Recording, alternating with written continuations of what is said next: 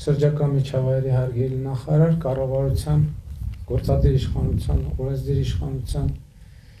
տեղական ինքնակառավարման մարմինների իրավապահ համակարգի հարգելի ներկայացուցիչներ, էկոպարեկային ծառայության հարգելի աշխատակիցներ, շնորհավորում եմ բոլորիս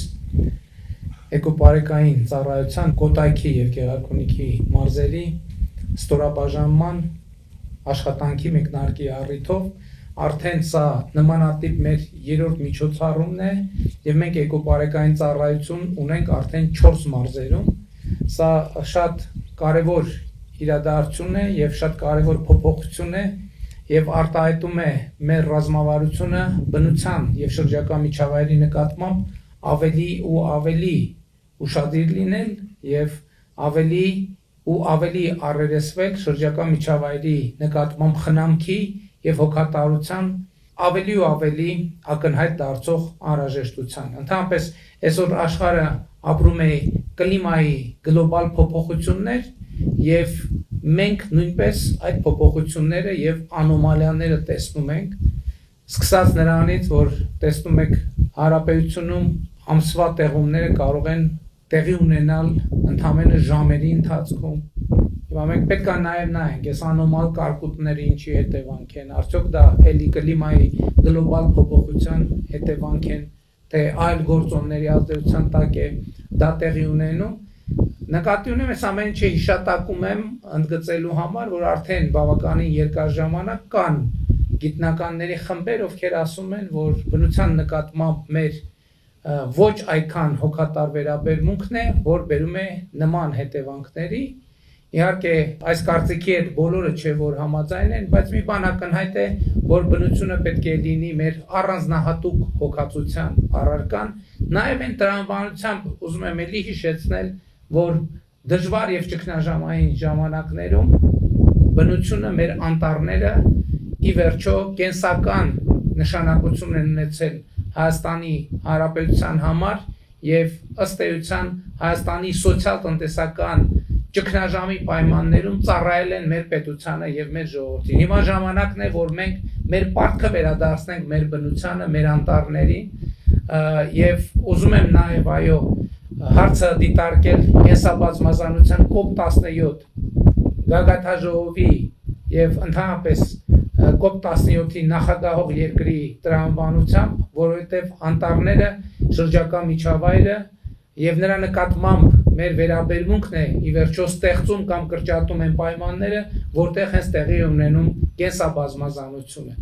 Նաև արձանագրվեց, որ հերթական ծառայությունն ենք մենք գործարկում Սևանա լճի շուրջ։ Ուզում եմ հիշեցնել, որ նախորդող շրջանում մենք Սևանա լճի ջրային ծառայությունն ենք գործարկել պարեկային ոստիկանության,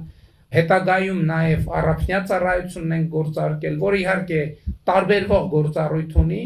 բայց նաև մյուս կողմից նրա գործառույթները նույնպես որոշակի աղերս ունեն շրջակա միջավայրի պահպանության հետ և իհարկե ակնհայտ է, որ ակնկալում ենք նաև էկոպարեկային ծառայության և ջրային ծառայության, պարեկային ոստիկանության և առափնյա ծառայության սերտ համագործակցությունը։ Եվ իհարկե ցանկացած պետական ծառայության մեջ նաև նոր գործարկվող ծառայություններում մեզ համար առանձնահատուկ նշանակություն ունի մեր ծառայողների բարևարկությունը և սա պետք է մշտապես լինի մեր ուշադրության կենտրոնում, որովհետև նոր տեխնիկա, նոր ավտոմեքենաներ, նոր խնդիրներ, նոր բովանդակություն դա մեզ համար նշանակում է նաև ծառայության նոր հոգեբանություն, ծառայության նոր մոտեցում և նոր գիտակցություն, թե ինչ է տեղի ունենում և ինչի համար։